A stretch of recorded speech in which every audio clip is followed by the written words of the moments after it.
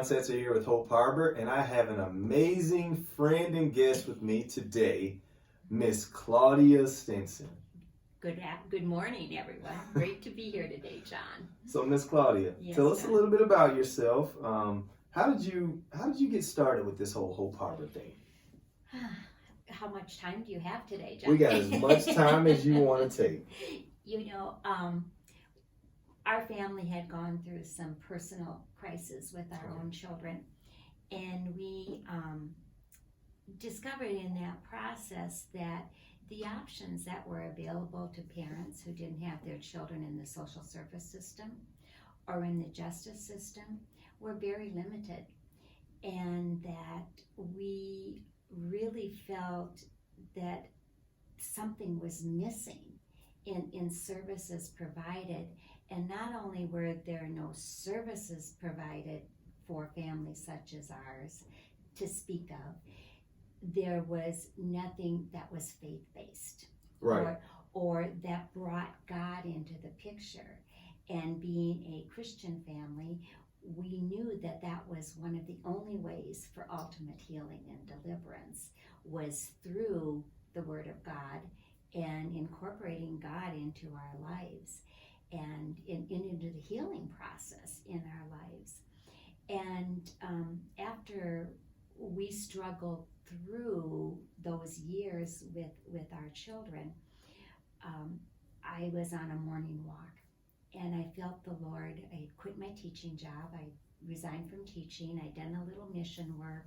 I'd done some teaching at the university, and the Lord just really laid it on my heart that I needed to take whatever resources I had, what lessons I had learned, and to help families to help other families in situations such as the one that we had been in. Right. That I felt the Lord call me to provide something to families who were looking for more than a surface fix, but we're looking for a heart change and a deeper healing, getting to the root of the issues of what their child was going through, which caused their child to exhibit behaviors that were destructive to themselves or their family unit. Nice. So I connected with two of my friends who thought my idea was just a great idea, and you just go for it, Claudia. But Karen Weiner and Carla Reynolds became my Aaron and her, and they held up my arms through the battle, through the things that we went through in order to get the home started. And we started, as many people may know, as an affiliate of the National House of Hope, and we were House of Hope Minnesota. And we operated as House of Hope Minnesota from about 2003, which we did our affiliation, until 2015. During that time, we also had to go through all the licensing processes for the state of Minnesota, which we did, and actually became licensed in 2005 and started in July of 2005 and started serving our first girls in October of 2005. Nice. In 2015, we made the decision that we would no longer continue our affiliation with the National House of Hope, and that was for a variety of reasons. And therefore we dropped that affiliation. One of the reasons was that I was stepping down as executive director, and but we felt the Lord was leading us, our board felt the Lord was leading us to do some expansions, which we could not do under the National House of Hope I understand. title, affiliation, and therefore that was one of the determining factors. And then following that, we did open another home. We had the home in Marshall for girls from 2005 to 2015, which still operates. We opened a home. We began the process of opening another home for girls in Winona in 2017. We opened in 2017, began the process in the winter of 2016, became operational in October of 2017. And as you know, we started the boys' home, which just became operational in November, the end of November 2019. Mm-hmm. So that's kind of how we got started. It was really the Lord placing it on my heart. I remember one of the first presentations I did to the community in order to get support, because as you know, John, and one of your major roles is fund development. And we do not have any, because we're Christ-centered and biblically based, we do not receive state or federal funds. Right. We also do not receive insurance payments because we're not a clinical setting. Right. We are a heart change setting. Mm-hmm. And one of the things that, no, I lost my train of thought there for a minute. So we started early on, before we ever opened our doors, doing fundraising. And one of our first events that we held was our Celebration of Hope. And I was preparing my speech for it, and I came across, I had my daily devotion. I do my daily bread every day. Mm-hmm. And I had my daily devotion, and it told the story of a social worker who found this boy who was totally disabled. He needed some surgeries to make him mobile. He just had all kinds of things. And she did everything she could to get him physically healed. And multiple surgeries and some counseling. And in this devotion, she said, "And where do you think that young man is today?" And of course, your immediate response is, "Oh, I bet he became a doctor or whatever." And she said, "No, he's serving a life sentence for the most heinous crime a person can commit." She said, "You see, I pointed him to the physical healing, but I didn't point him to the most important thing, which is Jesus Christ." That's good. And it just hit me. And so that really became my thing. Yes, we can do healing, but we don't do the healing. God does. Right. And we need to point our kids to Jesus Christ. So that became my message right from the start, is the importance of pointing both the teens and their families to the ultimate healer, Jesus Christ. That's awesome. And that has been the premise of, which is what National House of Hope did too. I often would share a story too from Miss Sarah, who was the founder of House of Hope Orlando, and later National House of Hope. And Miss Sarah is a wonderful, wonderful spiritual, faith-filled woman. And Miss Sarah shared a story one time of one of her teens. And she asked the teen why he'd been through multiple placements in counseling, inpatient, outpatient, and nothing worked until he got to House of Hope. And Miss Sarah said to him, "Can you explain to me why House of Hope, which would be Hope Harbor to us today, made a difference in your lives? What was different from all the other things?" And he said, "Well, you know, Miss Sarah, you see that swimming pool out there?" He said, "You see all that stuff floating on the top of it?" He said, "Well, that's what other counseling did for me. It skimmed the stuff off the top, but it didn't get down to all the gunk in the pipes that was causing all the plugging up." And he said, at House of Hope, you got down and you dug all of that stuff out of the pipes so that the pool would be clean and free of debris and garbage.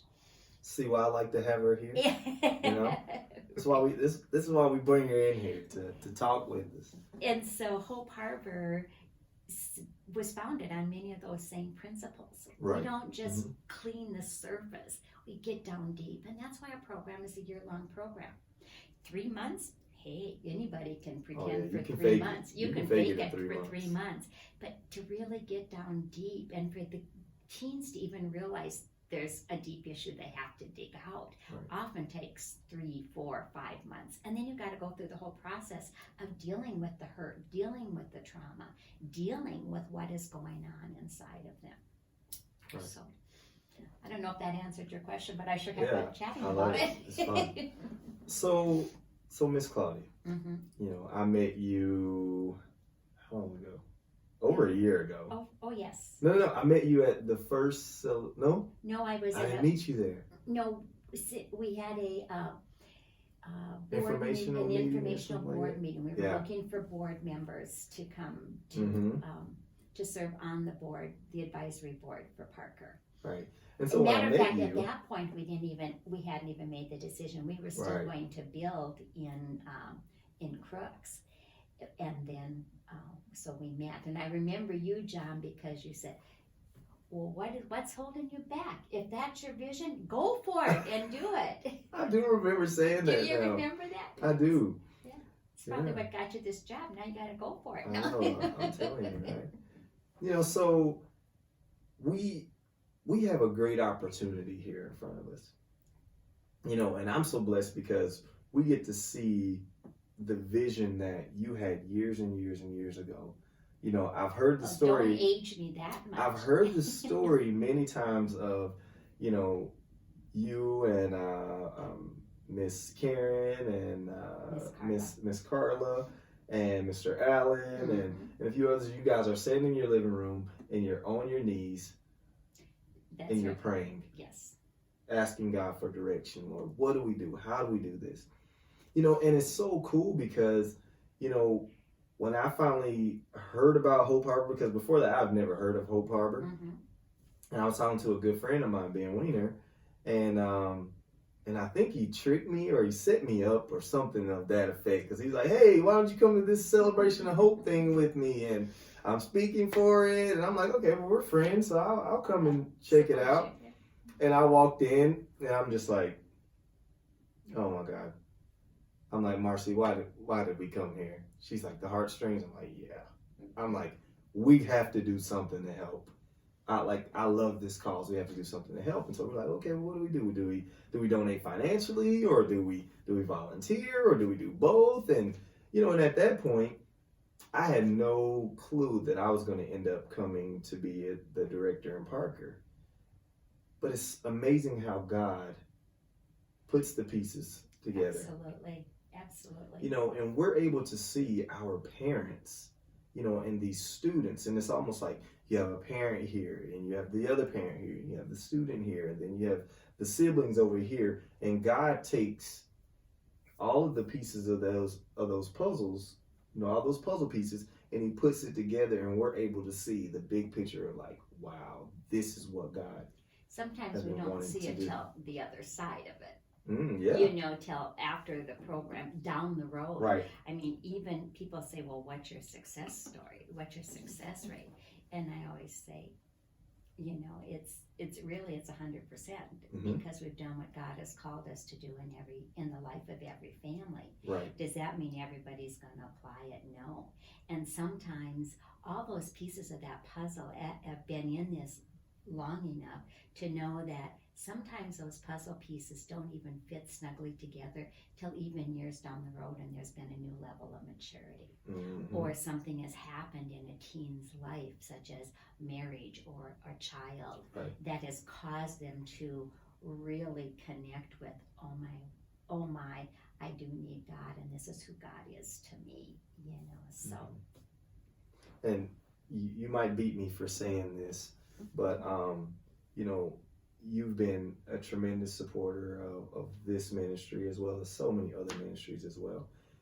You know, and from looking at this from the eyes of a supporter or, you know, a donor or whatever, like, what is the greatest impact that you have seen personally on your life?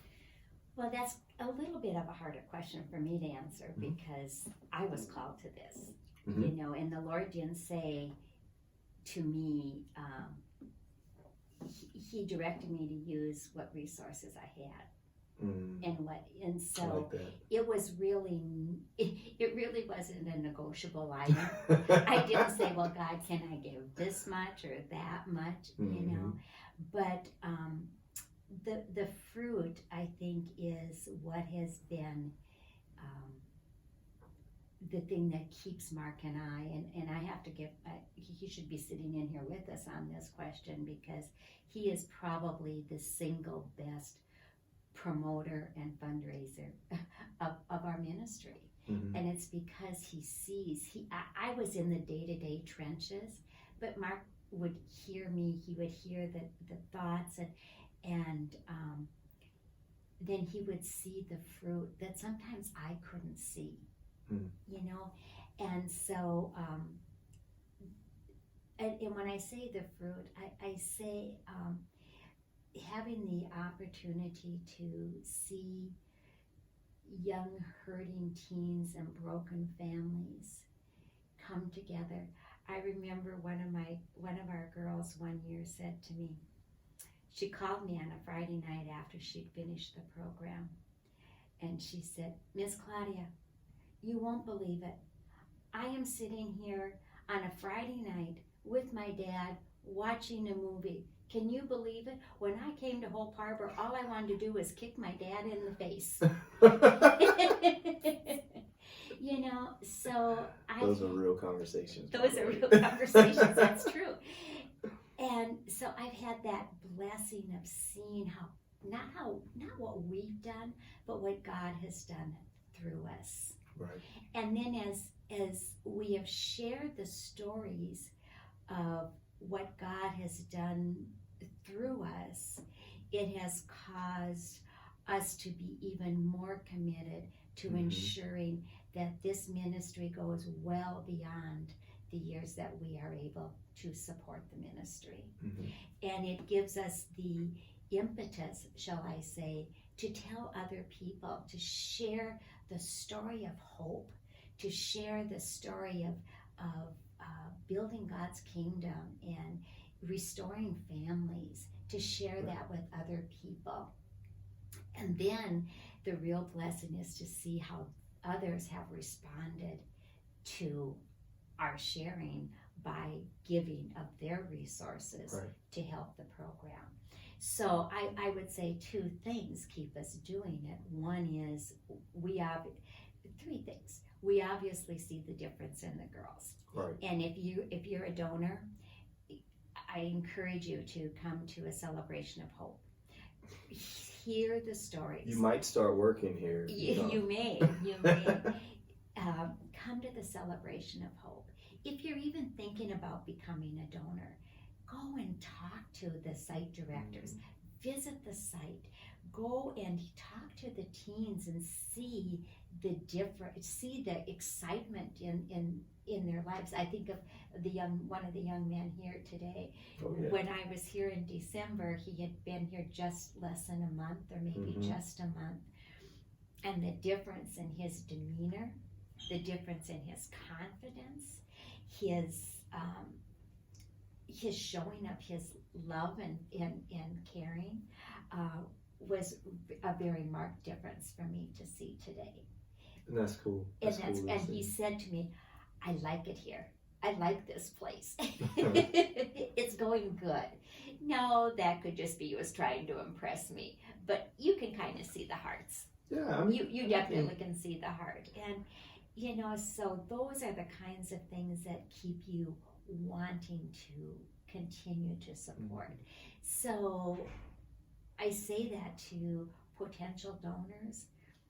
Get to know the ministry. I think of one of our board members who was giving $25 a month as an Anchor Club member. And that board member came in and started tutoring one of our girls. So she was in the home regularly and she would see a girl come in and see her at one place, and as she went through the process of tutoring, this other girl would see the progress. And she said, she became so on fire for the ministry that she not only continued to serve and volunteer, but she increased her monthly giving from $25 a month to $100 a month. Awesome. Excuse me, I need to wipe my nose. Oh, Sorry about that. So it's seeing that difference. So I encourage people that are looking to support Hope Harbor to get to know the ministry. Right. If you get to know the ministry, God is going to pull your heart to give to it. You know, and just to piggyback on what you're saying, you know, I knew that these conversations would eventually come because you guys were preparing me, you know, but to sit across from a parent and they really just don't have the resources to get their kid the help that they need, it, I mean, it breaks your heart on so many levels because you're just like, man, you know, it's almost like if you were in a position of hopelessness to where, you know, a potential solution is right here, but it's just barely a centimeter away out of your reach. And at Hope Harbor, we are able through, supporters like Miss Claudia, you know, and myself and our staff and people in all these different communities, Marshall, Winona, Parker, Sioux Falls, Harrisburg, you know, we're able to come together and look at these families and say, they're worth it. You are worth it. You're worth it. You're worth it. You're worth the use of our funds to help bring healing to your family. You're right, John, and there have been times where, how do I want to say this? That is such. There is nothing quite as impactful, shall I say, as sitting across a table from a parent who is crying because they are in such desperate need and they're longing so for their child to be transformed by the renewing of their mind. Right. And I am so grateful that the Lord has continued to provide for us and will continue to provide for us, that we don't have to say to a family, I'm sorry, we can't serve you because you don't have the money. Right. Or to say to them, you have to pay $3,500 a month. When, you know, God he tells us to care for the widow and the orphan. He commands us to care for others. And yes, families need to have a responsibility. That's why we ask them to pay what they can towards us, towards the cost of providing these services to their child. But they are in a broken, desperate place right now. And the last thing they need to do is go into credit card debt or financial debt with the bank, because I'm saying I'm not going to serve you unless you can pay X number of dollars. And that's why we need donors. That's why we need people who, I don't even want to say donors, that's why we need people committed and supported to making sure that this ministry can meet the need that God has called us to meet. And we can't do it alone. We need lots of people to help us to do that. A lot of people. And it can be at it can be at a monthly rate of what you can afford, or it can be a large gift and donation. You know, so no gift is valued more than another gift. Right. And no gift That's is true. too small, and no gift is not large enough, or no, not too small, and no gift is too big. Right. We'll take the smallest gifts and the largest gifts because we're committed. We're committed to seeing through and doing what God has called us to do. Teamwork makes the dream work. That's right. So guys, thank you so much for tuning in today with me and Miss Claudia. It is always such a blessing to sit down with her and Mr. Mark, and there's just so much wisdom and leadership that they bring to this ministry. And remember, you can't change what you won't touch. And sometimes you have to touch it with your finances, or sometimes you have to touch it with your physical hands or your words or whatever, but we can't change what we won't touch. And so, Miss Claudia, do you have anything else that you want to say before we go today? No, I thank you for this opportunity to share and to share my heart. And, you know, I started to say earlier, you know, the changes, and I said that we saw the changes in the teens, the changes in their family. But, you know, the other place I've seen significant change is in the staff. Oh, yeah.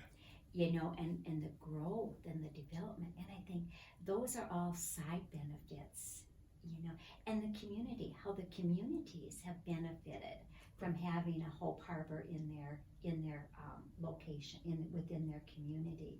Those are, and even how the donors have been, those who have given faithfully. We have donors that have given since day one of this ministry, and I've seen how they have benefited from feeling like they are part of something bigger than themselves. So I guess that's kind of my parting thought, be part of something bigger than yourself. I love that. And as you said, reach out and touch. You can't change things you don't touch. So, right. So Thank guys, remember, like, subscribe, and comment. And if there's any questions that you have about Hope Harbor, please feel free to go to hopeharbormn.org, and you can go there. We also have questionnaires, the Does My Team Need Help questionnaire. There's opportunities for employment on there, and there's also opportunities to where you can support the work at Hope Harbor. Have a good day, and we look forward to connecting with you soon.